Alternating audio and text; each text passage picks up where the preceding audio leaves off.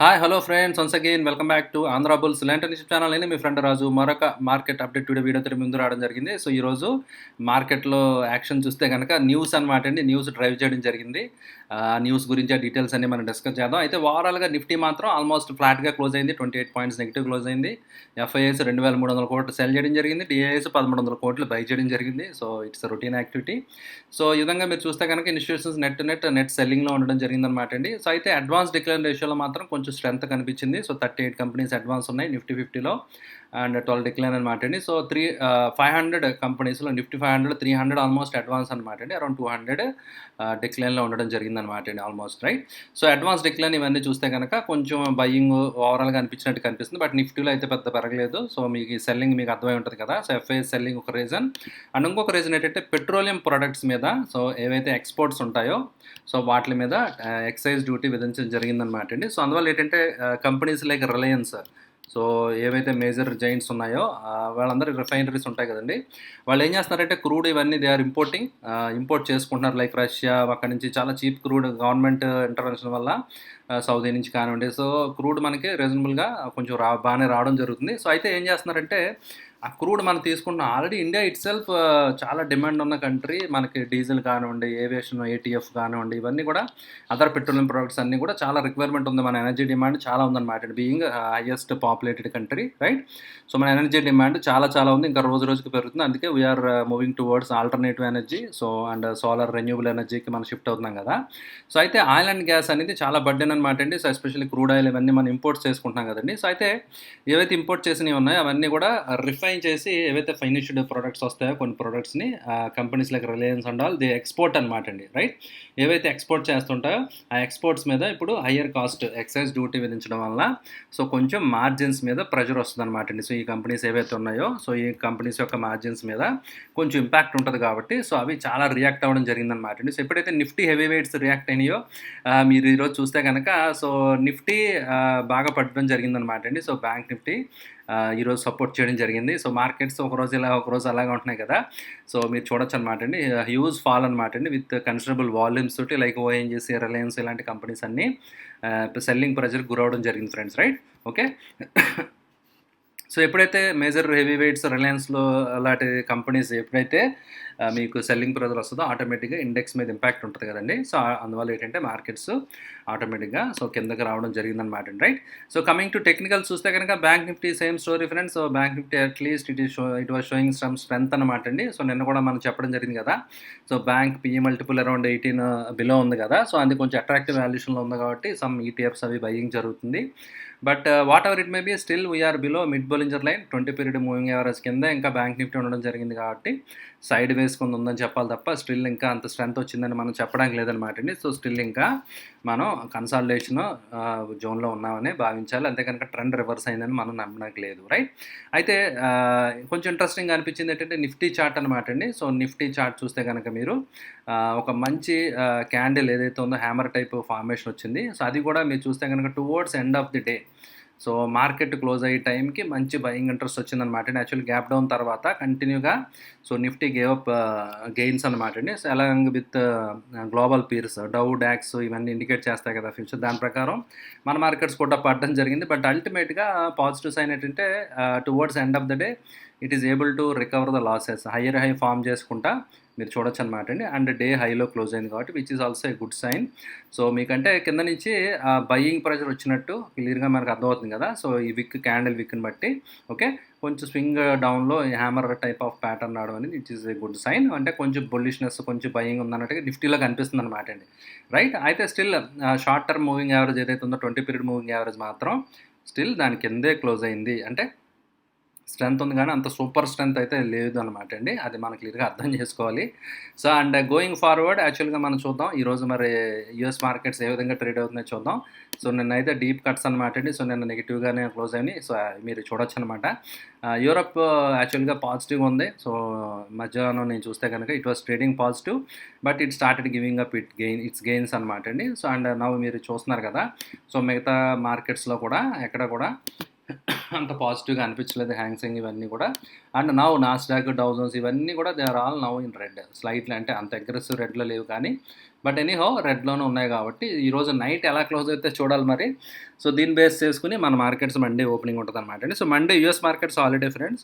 So ఈరోజు market reaction బట్టి US market reaction బట్టి మండే మన ఓపెనింగ్ ఉంటుంది అనమాట అండి.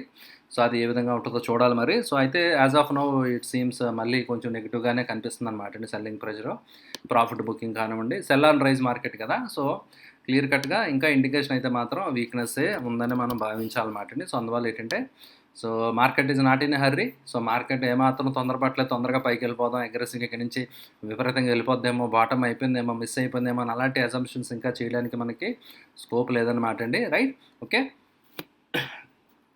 సో అయితే కనుక యాక్చువల్గా ఒక గ్యాప్ థియరీ కూడా ఉందన్నమాట అండి. ఒకవేళ కనుక if it manages to create a gap, ఇక్కడ ఒక గ్యాప్ క్రియేట్ అయింది కదా ఫ్రెండ్స్, ఇక్కడ ఒక మీకు గ్యాప్ డౌన్ ఓపెన్ వచ్చింది కదా. సో తర్వాత లెటస్ సే ఇన్ కేస్ ఏదైనా ఒక గ్యాప్ అప్ ఓపెనింగ్ రేపు ఒకవేళ ఏదైనా మండే కానీ లేకపోతే యువర్ నెక్స్ట్ వీక్ కానీ any time huge gap up opening వచ్చి, ఓకే. సో ఇది నేను జస్ట్ హైలైట్ చేసి ఉంచుతానండి సో దట్ మనకి ఫ్యూచర్ రెఫరెన్స్ ఉంటుంది కదా, ఓకే. ఎనీ టైం ఫ్యూచర్లో ఎప్పుడైనా కూడా ఒకవేళ కనుక ఇది సస్టైన్ అవ్వి గ్యాప్ అప్ వచ్చింది అనుకోండి, ఈ లెవెల్స్ నుంచి గ్యాప్ అప్ ఓపెనింగ్ వచ్చి ఒకవేళ మార్కెట్ అగ్రెసివ్గా పెరిగితే కనుక సో అది చాలా పాజిటివ్గా తీసుకోవడం జరుగుతుంది ఫ్రెండ్స్. సో అది మనకి యాక్చువల్గా రివర్స్ అయిందని చెప్పి మనం బిలీవ్ చేయడానికి అప్పుడు ఉంటుంది అనమాట అండి. సో టిల్ దెన్ మనకి కన్ఫర్మేషన్ రానంత వరకు, రైట్. అంటే ఈ గ్యాప్ ఏమవ్వాలంటే ఫ్రెండ్స్, ఈ గ్యాప్ యాక్చువల్గా మీరు చూస్తే కనుక సో ఈ గ్యాప్ ఏదైతే ఉందో ఈ గ్యాప్ ఇప్పుడున్న లెవెల్స్ నుంచి హ్యూజ్ గ్యాప్ అప్ రావాలన్నమాట అండి. సో ఈ బాక్స్ ఉంది కదా, సో ఆ విధంగా గ్యాప్ అప్ ఓపెనింగ్ వస్తే కనుక సో అప్పుడు మళ్ళీ రివర్సల్ అయింది, కన్సాలిడేషన్ కంప్లీట్ అయింది and it can bounce back, ఇక్కడ నుంచి పైకి వెళ్ళొచ్చు అని చెప్పి మనం అప్పుడు నమ్మడానికి ఉంటుంది అనమాట అండి. రైట్, అంతవరకు మనం నమ్మడానికి లేదు ఫ్రెండ్స్. సో అందువల్ల ఏంటంటే సో ఆ గ్యాప్ ఫిల్ అవ్వి ఒక gap up opening huge gap up వస్తే కనుక అప్పుడు బాటమ్ అయింది మార్కెట్, సో ఇక్కడ నుంచి కొంచెం రివర్స్ అవుతుందని చెప్పి మనం అప్పుడు బిలీవ్ చేయడానికి ఉంటుంది అనమాట అండి. So till then we have to be cautious అనమాట అండి. Right, and coming to sector rotation ఒకసారి చూసేద్దాం అనమాట అండి. ఈరోజు సెక్టర్ విషయానికి వస్తే కనుక డిఫెన్సివ్స్ అనమాట అండి. FMCG it's the leader. So FMCG ఎందుకంటే ఇన్ఫ్లేషన్, హై ఇన్ఫ్లేషన్ టైంలో ఏమవుతుందంటే అండి సో ఆటోమేటిక్గా ఇన్పుట్ కాస్ట్ అన్నీ పెరుగుతుంటాయి కదా. సో లైక్ ఆటోమొబైల్స్ ఇవనుకోండి, మెటల్స్ ఇవన్నీ కాస్ట్ పెరిగిందనుకోండి, సో ఆటో మ్యానుఫ్యాక్చరింగ్ ఇవన్నీ చేసే వాళ్ళకి వాళ్ళందరికీ ఇన్పుట్ కాస్ట్ ఏదైతే ఉందో అది పెరిగిపోతుంది కదా ఫ్రెండ్స్, రైట్. సో అలాగే అన్నీ అనమాట అండి. లైక్ ఒకవేళ అగ్రి ప్రొడక్ట్స్ ఏవైతే ఉన్నాయో అవి పెరిగాయి అనుకోండి, లైక్ వీట్ కానివ్వండి, షుగర్ కానివ్వండి, సో ఇలాంటి కమాడిటీస్ ఏవైతే ఉన్నాయో కొన్ని ప్రొడక్ట్స్ మీరు చూస్తే కనుక అవన్నీ రేట్లు పెరుగుతాయి అనమాట. లైక్ మెటల్స్, కాపర్, జింక్ ఇవన్నీ పెరుగుతూ ఉంటే సో కొన్ని సెక్టర్స్ మీద ఇంపాక్ట్ ఉంటుంది. అయితే ఆ ప్రైస్ ఏం చేస్తారంటే అండి ఈ కంపెనీస్ కస్టమర్కి ట్రాన్స్ఫర్ చేస్తారన్నమాట అండి, రైట్. అయితే కారు మెటల్ బాగా పెరిగింది అనుకోండి, సడన్గా కారు ఫ్లక్చువేట్ చేయడం, ₹1,00,000 పెంచడం, తగ్గించడం అది అంత కష్టం అనమాట అండి. సో అయితే ఎఫ్ఎంసీజీ కంపెనీస్ మాత్రం దే కెన్ ట్రాన్స్ఫర్ ఈజీలీ. ఎందుకంటే బిస్కెట్ ప్యాకెట్ ఉందనుకోండి, లైక్ ₹20, ₹30 ఉంటే కనుక ఒక ₹4-5 పెంచితే అది పెద్ద ఇంపాక్ట్ పడదనమాట అండి. సో కస్టమర్ ఏంటంటే దాని అంత సీరియస్గా తీసుకునే ఛాన్స్ ఉండదన్నమాట. బిస్కెట్ ప్యాకెట్ ₹4, ₹5 పెద్ద డిఫరెన్స్ కనిపించదు కాబట్టి ఇట్ ఈస్ ఈజీ అనమాట అండి. అంటే ప్రైజ్ ట్రాన్స్ఫర్ అనేది కస్టమర్కి చేయడానికి ఎఫ్ఎంసీజీ కంపెనీస్కి ఈజీ అనమాట అండి. So we're entering slowly to high inflation ఎన్విరాన్మెంట్లో ఉన్నాం కదా మనం already, and interest rate hike ఎన్విరాన్మెంట్లో ఉన్నాం కదా. సో ఇలాంటి సినారియోలో ఏంటంటే సో ఈ కంపెనీస్కి ఫేవరబుల్ అనమాట అండి. ఎఫ్ఎంసీజీ కంపెనీస్ ఈజీగా కస్టమర్కి ట్రాన్స్ఫర్ చేయగలుగుతాయి కాబట్టి సో ఇవి డిఫెన్సివ్స్ కింద అందుకే చెప్తారన్నమాట అండి. ఇవి ఆటోమేటిక్గా సో నిఫ్టీ కన్జంప్షన్ మీరు చూడొచ్చు అనమాట అండి. సో ఎఫ్ఎంసీజీ ఈ రెండు ఇండెక్సెస్ బాగానే పెర్ఫామ్ చేయడం జరిగింది. అండ్ ఫైనాన్స్ ఇవన్నీ కూడా నిఫ్టీతో పోల్చుకుంటే అవుట్ పెర్ఫామ్ చేసే మిడ్ అండ్ స్మాల్ క్యాప్ కూడా. బట్ ఏంటయ్యా అండర్ పెర్ఫామ్ చేసిన సెక్టర్స్ అంటే కమాడిటీస్ అండ్ పిఎస్యూ బ్యాక్, ఇవి ఒక్కొక్కసారి స్ట్రేంజ్ అనమాట అండి, అగ్రెసివ్గా పెరుగుతున్నాయి. బట్ పడినప్పుడు చూసారు కదా చాలా అగ్రెసివ్గా పిఎస్యూ బ్యాక్ అన్ని పడినాయి అనమాట అండి. ఇన్ఫ్రాస్ట్రక్చర్ కూడా సో వీక్నెస్ అని మనకు కనిపించింది అనమాట, రైట్. సో ఓవరాల్గా సెక్టర్స్ గ్రీన్లో ఉన్నట్టు కనిపించే కానీ నథింగ్ మేజర్. సో ఈరోజు అంత స్పెసిఫిక్గా ఏమీ లేదనమాట అండి price action, okay. So and coming to stock idea, stocks కూడా పెద్ద అంత నాకేం అనిపించలేదు అనమాట అండి. So nothing interesting to stay, మీకు షేర్ చేయడానికి ఏం అనిపించలేదు నాకు పెద్దగా. I think last week already నేను కొన్ని షేర్స్ శ్రీ సిమెంట్ కానివ్వండి, అల్ట్రాటెక్ ఐ థింక్ మా క్లయింట్స్కి కొంతమందికి నేను షేర్ చేయడం జరిగిందనమాట అండి, okay. So now they are performing good. And మన ఛానల్లో వేరే అపార్ ఇండస్ట్రీస్ ఐ థింక్ అది నేను షేర్ చేయడం జరిగింది. So it gave a breakout అని చెప్పి, మల్టీ ఇయర్ బ్రేక్అవుట్ లాగా అని చెప్పి మనం చూసాం కదా. సో ఈరోజు అది బాగా పెర్ఫామ్ చేయడం జరిగిందనమాట అండి. సో ఇది ప్రీవియస్గా మనం డిస్కస్ చేసిందే, ఈరోజు ఇట్ బౌన్స్డ్ బ్యాక్ అనమాట అండి, రైట్. సో ఇలాగేంటంటే కొన్ని stocks they are their own అనమాట అండి. సో కొన్ని 52 వీక్ హైస్ ఫార్మ్ చేసుకుంటా స్ట్రాంగ్‌గా కనిపిస్తున్నాయి. బట్ మార్కెట్ అయితే మాత్రం ఓవరాల్‌గా ఇంకా మనకి సెంటిమెంట్ కంప్లీట్ ఇదయిందని నమ్మడానికి లేదు కాబట్టి స్టే కాషియస్ ఫ్రెండ్స్.